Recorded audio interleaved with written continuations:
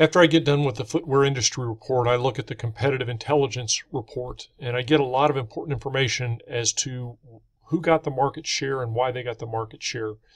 And that's a key step in understanding why we did as we did and then making decisions about how we're going to do better. So again, I'll adopt my role as Team F. Start looking at the internet market, and the thing that jumps up immediately is just how much higher my prices were than everybody else. Now, a lot of folks didn't offer free shipping, but you can still see I was much higher priced than everybody else. And not surprisingly, I had much lower market share. And the fact that I spent so much in advertising it helped in the terms of stimulating demand, but wow, that price kind of blew me out of the water, and that's why you see such a drop in market share. Then I look down to the wholesale segment. I see the same basic trend that I'm the highest priced product. And then what I do is I come down to the market share segment and I see who got more market share. Again, not surprisingly, I lost a lot of market share. It shows that I'm about 5.4% down below the quote-unquote industry average market share.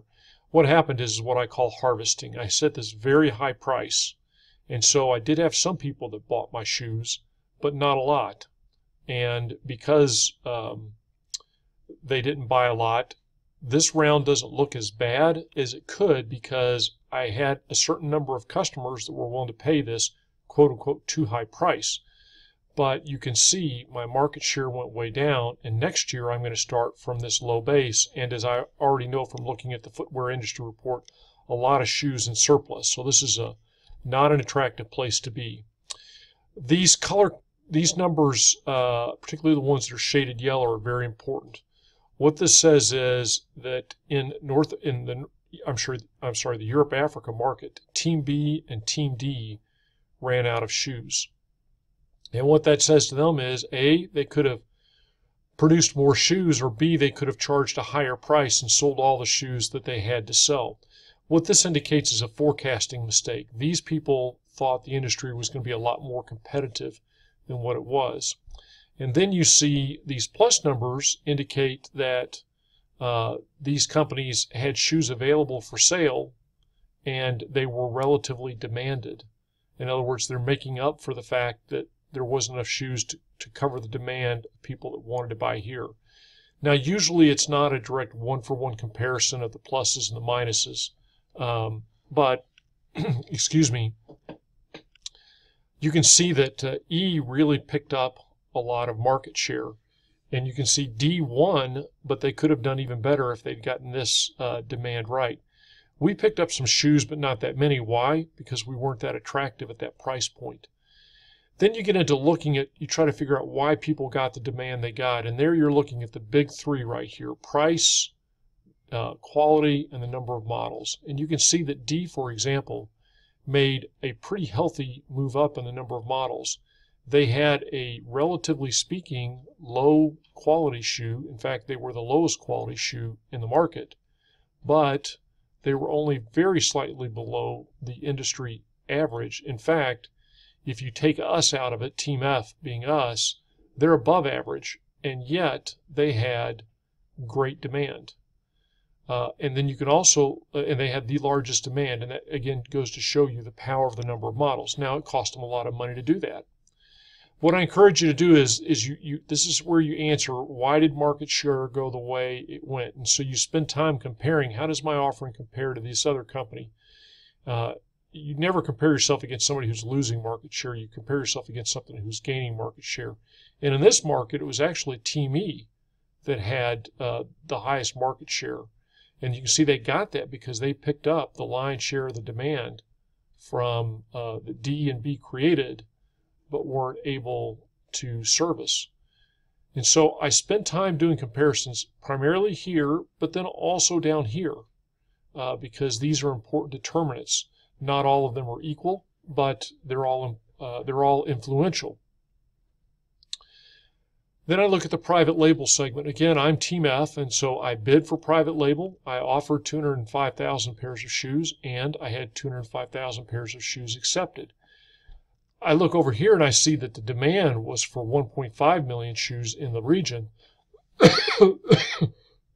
And so, but yet only 400,000 were offered. So everybody that made a qualifying offer won. What's a qualifying offer? It's important to know that over here. It had to be a minimum of 3 stars. Now for Team C, they spent a lot more making that shoe than they needed to because a 3.0 would have been good enough, but they sold a 3.9. What they did do is they bid a much higher price than we did. You can see that the maximum price that would have been accepted is $46.96, and that's adjusted off of the actual prices in the market. So this one's not easy to know what's going to constitute the maximum. If you were to compare our profits, it's hard to know because they spent too much money making a shoe that was well above spec, but they charged $8 more than did we. And the 3.2 is a little bit above spec, but you know, because you don't always know how that's going to come in, that's not such a big deal.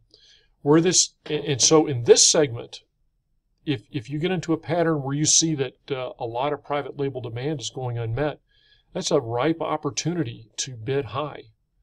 And you can get some very nice profit margins. Now, as soon as this space becomes competitive, then the profit margins can become very slim or even negative.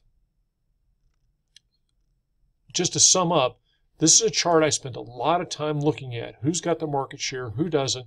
How did they get it? What changes do I need to make? So if I'm the person that's in charge of models, SQ, pricing, those sorts of things, I walk away from this and I've pretty much made my decisions about what do we need to do in the future based on my analysis here.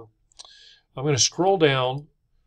This is probably my least favorite part of the chart. When you look at your printouts where you're an individual company, it'll tell you competitive strengths and competitive weaknesses. And I hate that because all a strength is something where you're better than average, and all a weaknesses is something where you're less than average. And so you could be creating on a differentiated price or a differentiated product, and it's going to say strength, high quality, weakness, high price. Well, you know, it's both things. So what's nice about this is the size of the bubble is the amount of market share. So it gives you some good visuals, and then this shows you the number of models. So just something to think about. Now, this shows you the averages. It frankly doesn't tell you anything that you couldn't get off of this section here. And if I go down to one more, the time series for any company, I can select the different companies. You're only going to be able to see probably your company, or you might be able to see all the companies. If you can't see all the companies, this is obviously a new feature and I don't know exactly what you can see. This is a great way to keep track of what the industry leaders are doing. And this is an easy way, if you're tracking this for your competitive efforts, to load these in. And these are some interesting pictorials on the trends. So you should plan to spend a lot of time with the competitive intelligence report, because this is going to give you key insights on what does it need to have a competitive position for your shoe. On to the company operating reports.